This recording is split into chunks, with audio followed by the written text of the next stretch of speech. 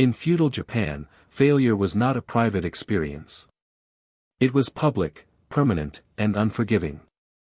In the year 1598, honor was not something you felt inside, it was something others judged you by, something written onto your name and remembered long after death. On a rain-soaked battlefield, Dai knelt in the mud with his head lowered, not because he was wounded beyond movement, but because everything that defined him had collapsed at once.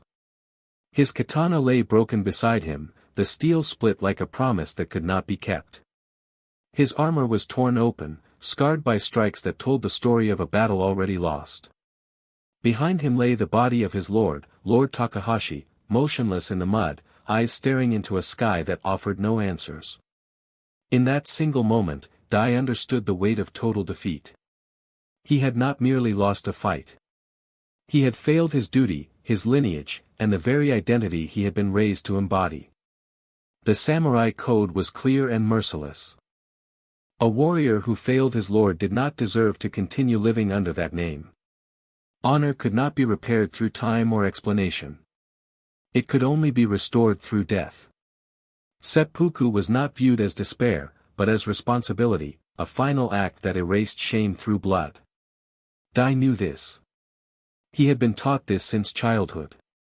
He had watched older warriors speak of it calmly, even proudly, as if it were simply another discipline to master. Now that discipline stood before him, unavoidable and absolute. He drew his tanto knife, the blade clean and cold in his shaking hand, and placed it against his stomach. One decisive movement would end the story. One thrust would silence the whispers of failure, the memory of being struck aside, the sound of his lord's final breath.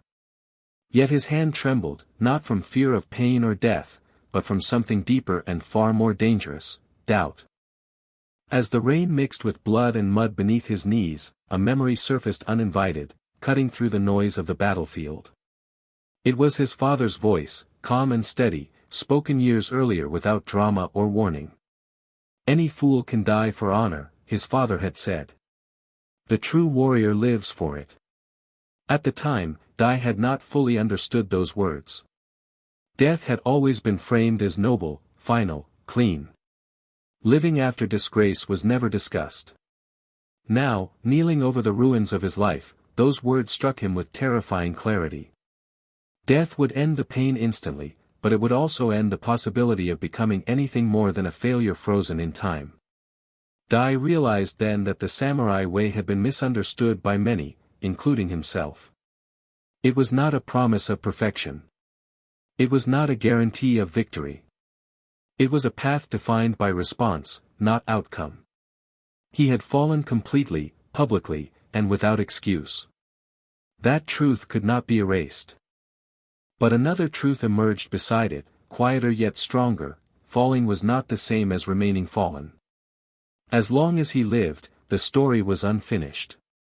As long as breath remained in his body, shame did not have the final word.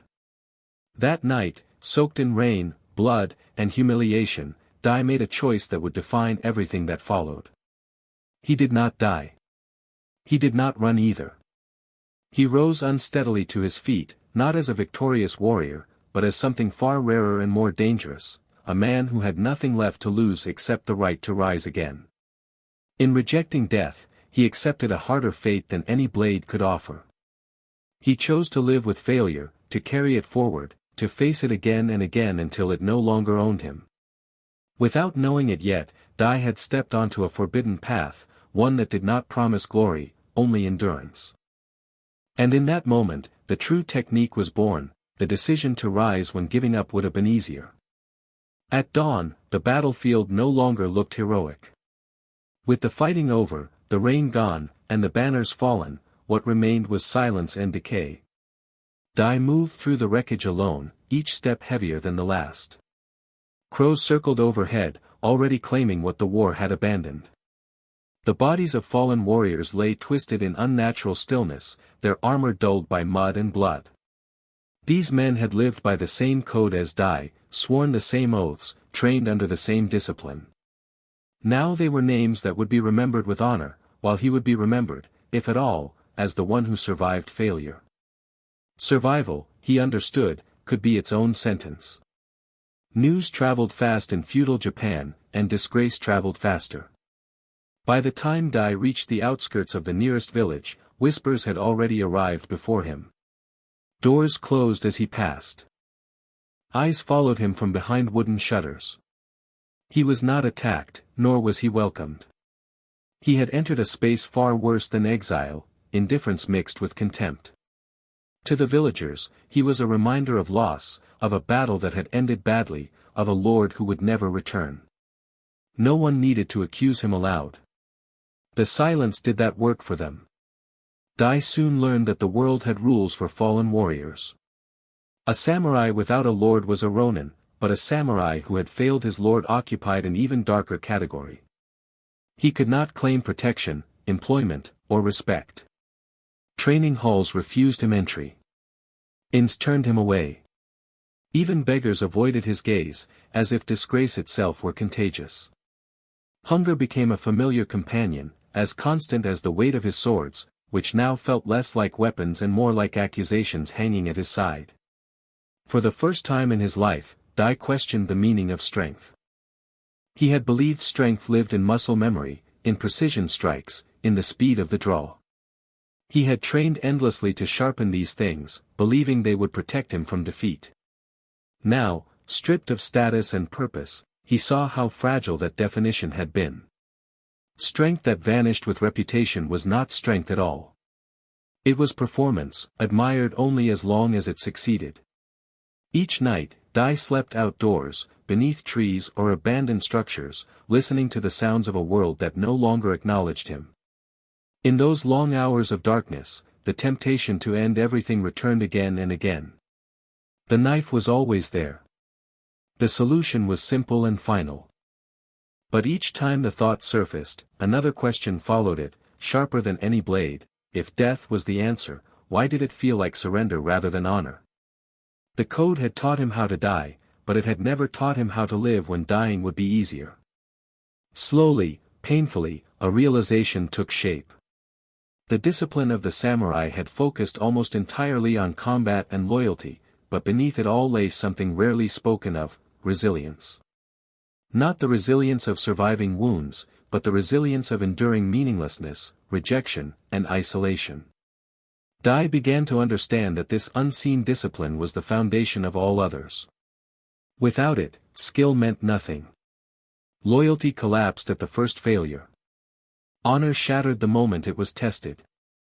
As weeks turned into months, Dai stopped running from his disgrace. He stopped explaining himself, defending his actions, or hoping for forgiveness that would never come. Instead, he made a quiet vow. If he could no longer live as a respected samurai, he would live as a student of endurance. He would observe his weakness as carefully as he once observed his enemy. He would train, not for victory or recognition, but for the ability to continue when every external reason to do so had been stripped away. This was the beginning of the forbidden technique's second lesson.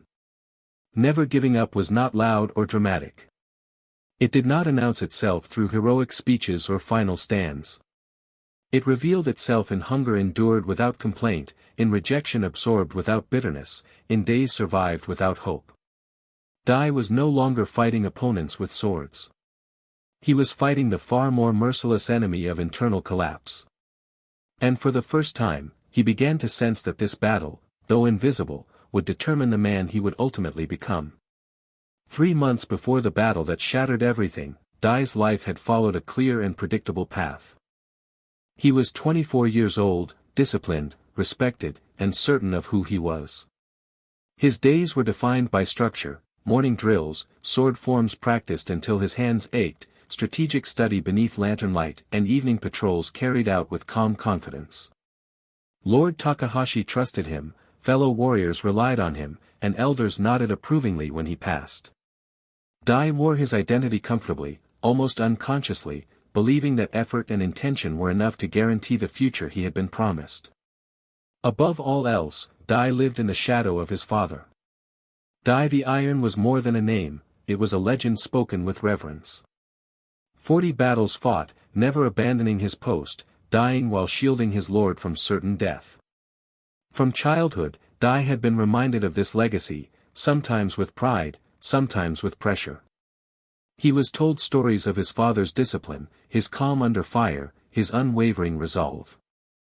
Without realizing it, Dai absorbed an unspoken expectation: he would not merely follow his father's path, he would equal it without hesitation. Training reinforced this belief. Dai mastered the forms, memorized tactics, and moved with the confidence of someone who had never truly been tested. His teachers praised his precision.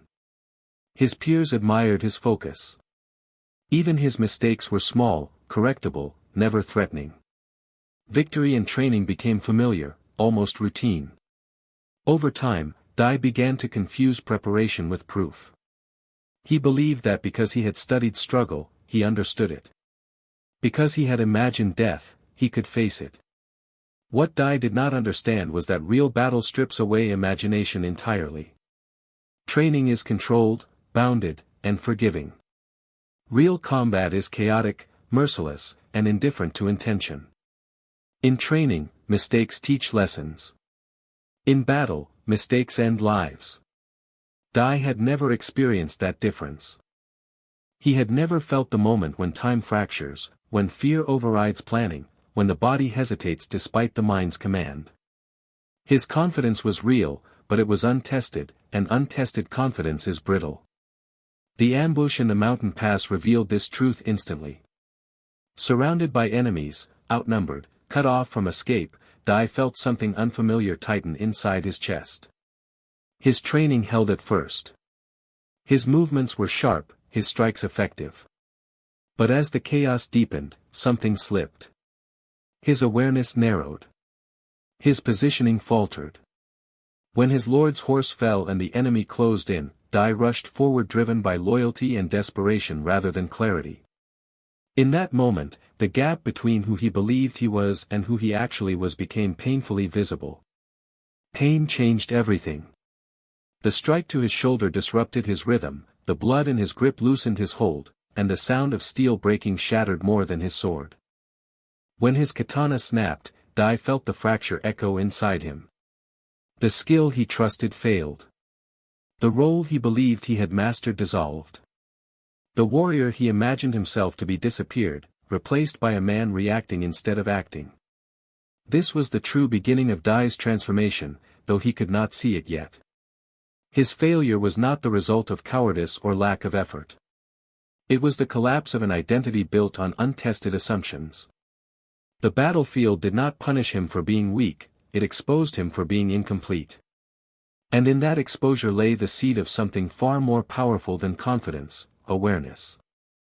Dai's third lesson was this: the most dangerous enemy is not defeat itself, but the illusion of readiness. Only when that illusion is destroyed can real growth begin. The ambush did not end his path. It stripped it bare, forcing him to confront the truth that mastery begins where certainty ends. In losing everything he thought he was, Dai unknowingly stepped closer to what he could become. The night Dai returned to his village was colder than any battlefield he had known. Lanterns glowed behind paper windows, warm and distant, while he stood alone in the darkness carrying news that needed no words. His mother saw his face before he spoke and understood immediately. The absence of his lord's banner, the stiffness in Dai's movements, the weight in his eyes told the story clearly enough. When he finally said the words, "Lord Takahashi is dead. I failed him," they fell between them like a stone dropped into still water.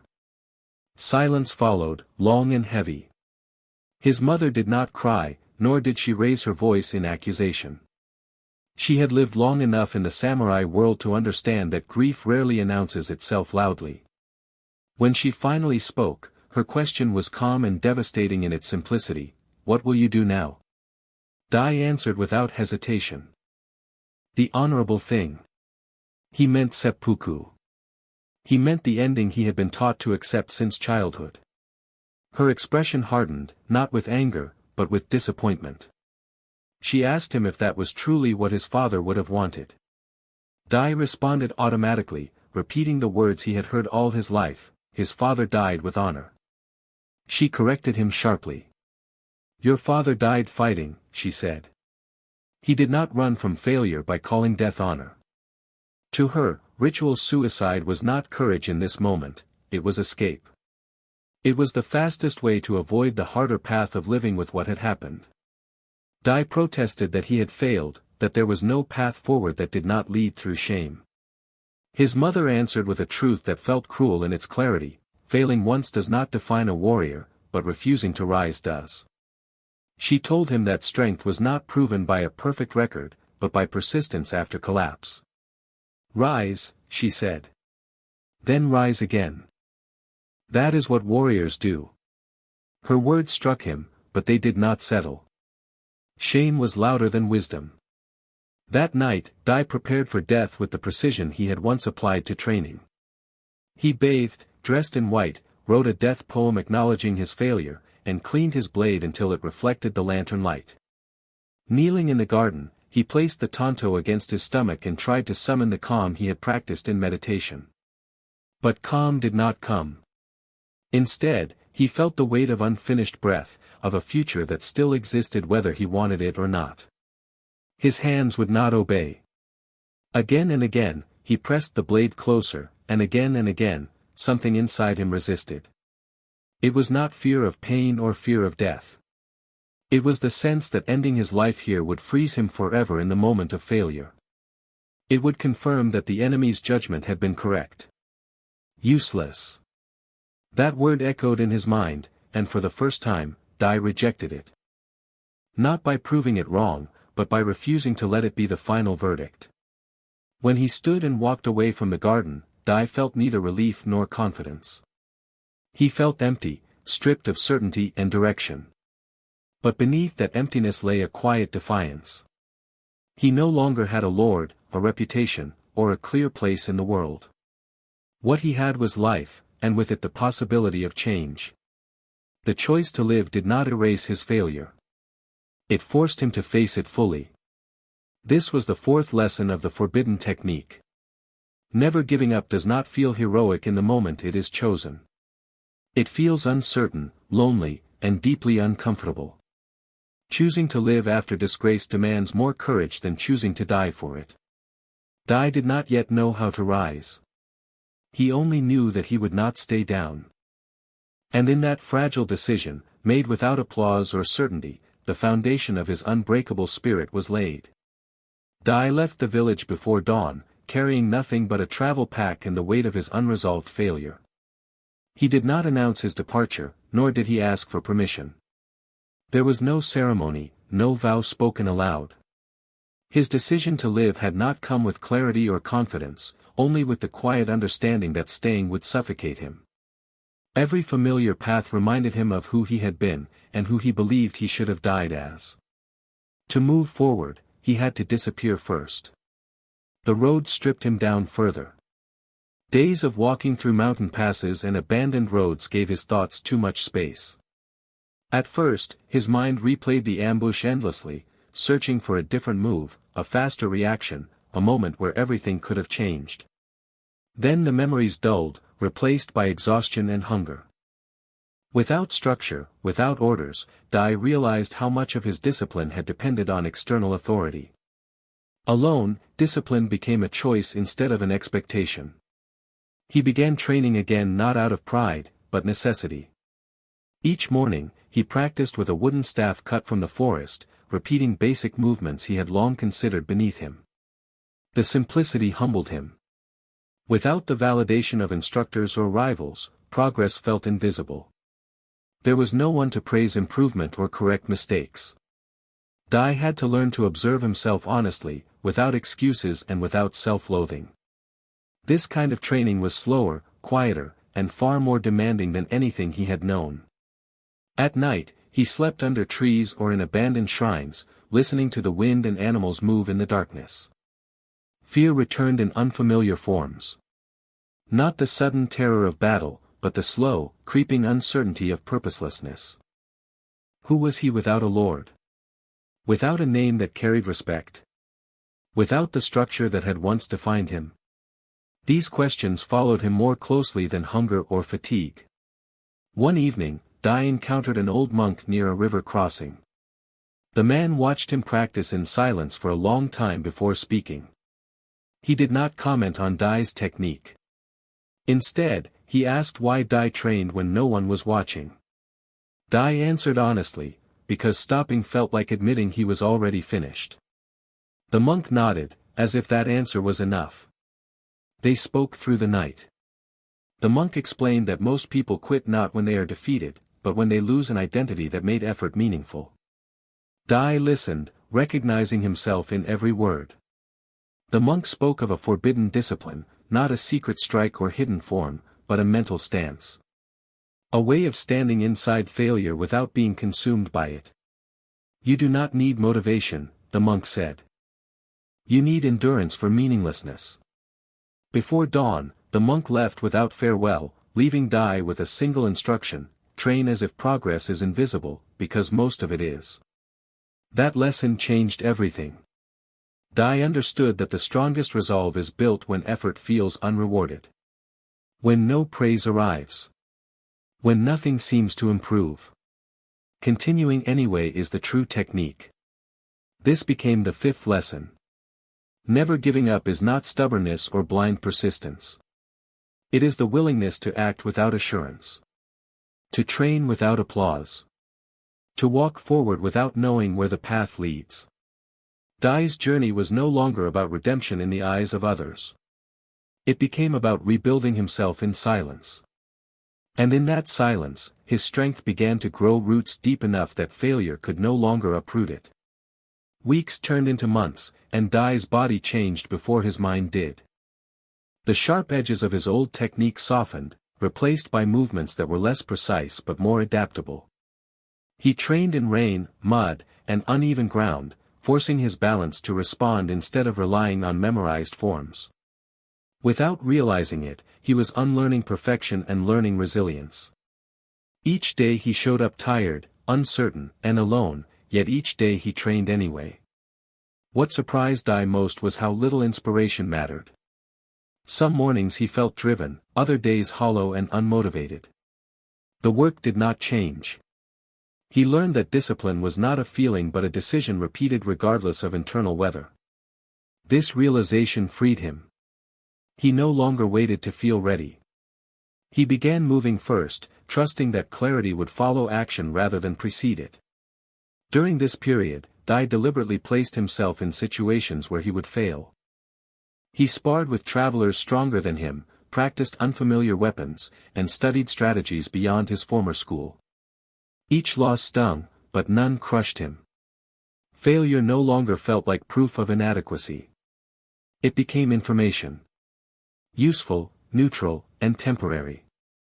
One night, while resting near a fire, Dai reflected on the ambush that had shattered his confidence. For the first time, he did not feel shame when he remembered it. He saw it clearly, not as a verdict on his worth, but as a snapshot of who he had been at that moment. That man was gone. Not erased, but integrated. His weakness had become part of his understanding. This was the sixth lesson of the forbidden technique. Persistence is not loud. It does not announce itself with vows or dramatic declarations. It lives in quiet repetition. In the willingness to continue when progress is invisible and reward uncertain. Dai understood now that never giving up did not mean never breaking. It meant never allowing brokenness to be final. As winter approached, Dai felt something he had not felt in a long time: readiness without arrogance. He did not believe he was invincible. He believed he could endure. That belief was lighter, more flexible, and far more reliable than confidence had ever been. It did not require success to survive. The road ahead was still unclear, but that no longer frightened him. Dai had learned to stand inside uncertainty without collapsing. Whatever awaited him would not define him completely.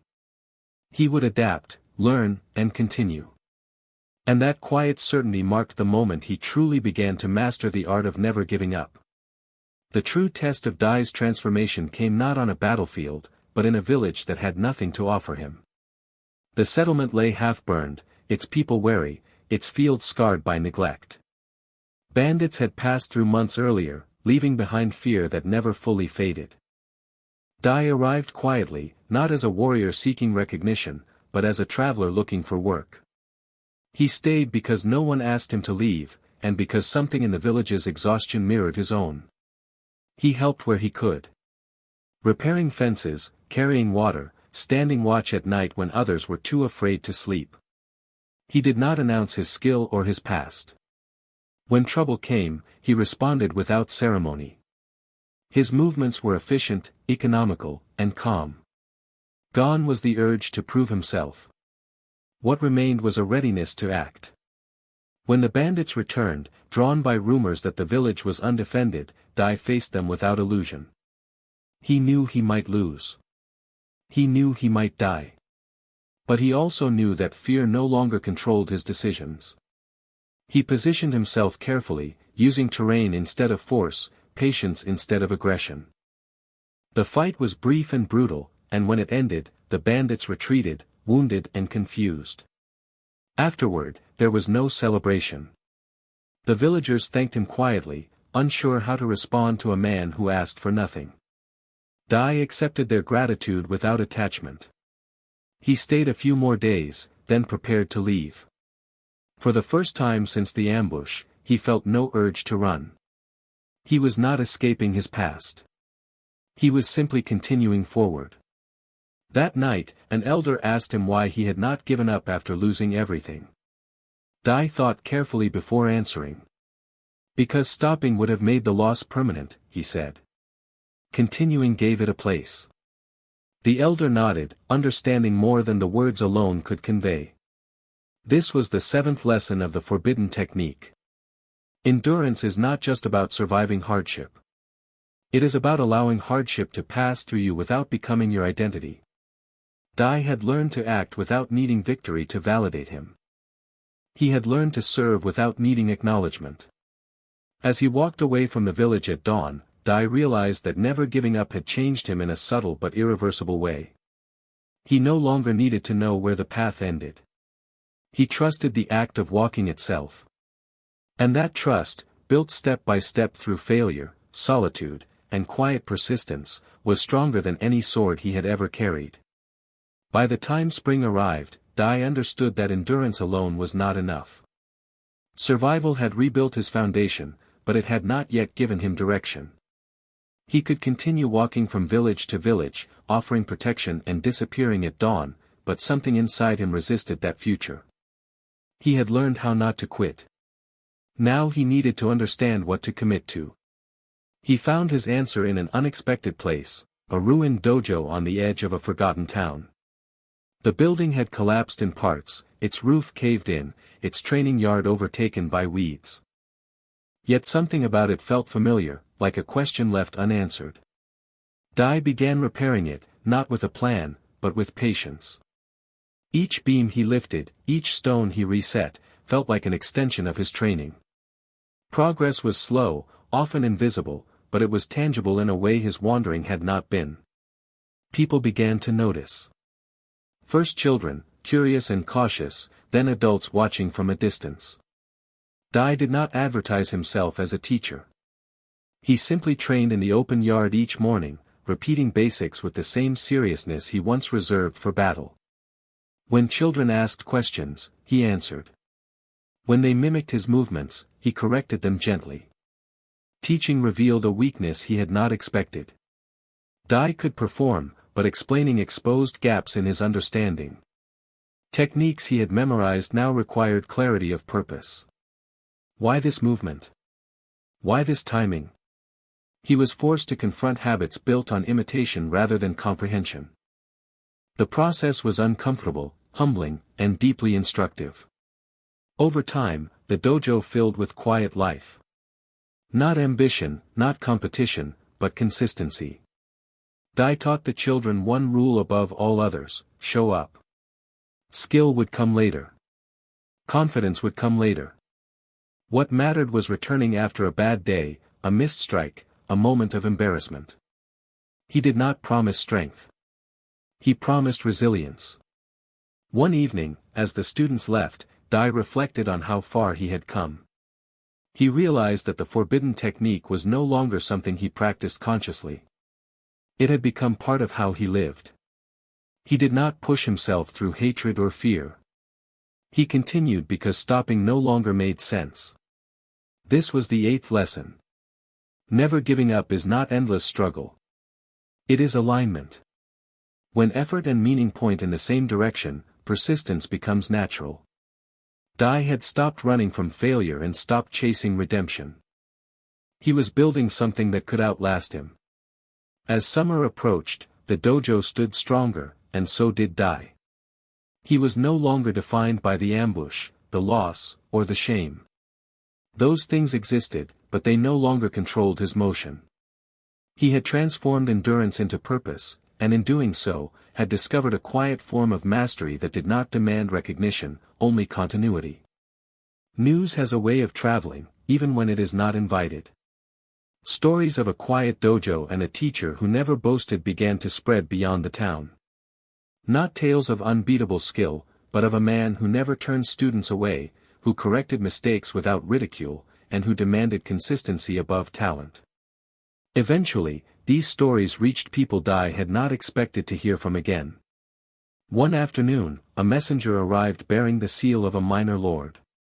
The letter was brief and direct. Dai was requested, not commanded, to attend a gathering of warriors and advisors.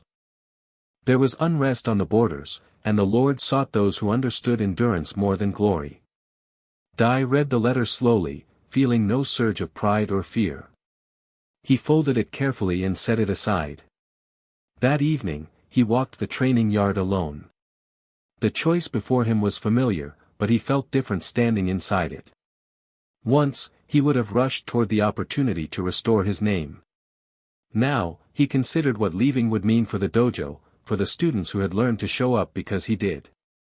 For the first time, ambition bowed to responsibility. Dai did not refuse the invitation. He negotiated. He would serve as an advisor, not a champion. He would return between councils. He would not abandon what he had built. The Lord agreed, surprised by the terms but respectful of the conviction behind them. In council halls, Dai spoke little. When others argued strategy, he asked about supply lines, morale, and retreat paths. When generals spoke of victory, he asked how they would endure loss. Some dismissed him as overly cautious. Others listened closely. His perspective, shaped by failure rather than triumph, introduced a steadiness the councils had lacked. This was the 9th lesson of the forbidden technique. Persistence matures into wisdom when it learns restraint. Never giving up does not mean always advancing. Sometimes it means holding ground, protecting what matters, and choosing sustainability over spectacle. When Dai returned to the dojo after each council, he felt no split between his roles. Teaching and advising were expressions of the same principle. He was no longer chasing a single defining moment. He was maintaining a path. As seasons passed, Dai understood that the technique he had once believed forbidden was simply rare. Most people seek escape from hardship through shortcuts, recognition, or endings. Dai had chosen continuity. And in that choice, he had found a strength that did not fade with time, because it was built not on winning, but on remaining. Years later, Dai's name was spoken again beyond the quiet towns and council halls, but this time without urgency or spectacle. He had not returned to legend in the way his father had, nor had he tried to. His reputation grew slowly, carried by those who had trained under him, traveled with him, or survived because of his counsel. It was a reputation defined not by single victories, but by consistency across time. Dai often thought about the night he had nearly chosen death. Not with regret, but with clarity. He understood now that the forbidden technique had never been about refusing to fall. Falling was inevitable. What mattered was what came after. The choice to rise again, without guarantees, without applause, and without the comfort of certainty, was the true discipline. In his later teachings, Dai rarely spoke of never giving up directly. Instead, he structured life so quitting became unnecessary. Training was steady, expectations realistic, progress measured in years rather than days. Students learned to accept boredom, repetition, and slow improvement as part of the path. Those who stayed grew strong. Those who left did so without shame. When asked about failure, Dai would smile and say it was a poor teacher if listened to alone, but an excellent companion if observed quietly.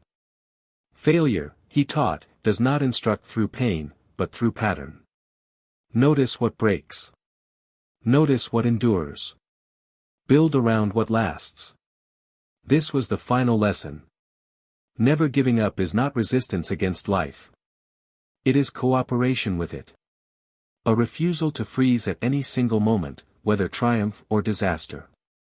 Dai had learned to move with time instead of against it.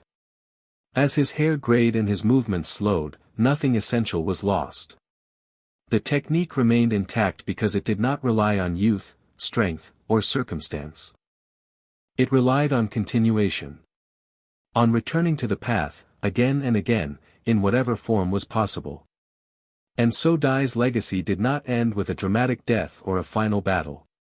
It lived on in the habits he passed forward, in the quiet resolve of those who learned from him, and in the understanding that the most powerful technique is not hidden in secrecy or force, but practiced daily by those who choose to continue.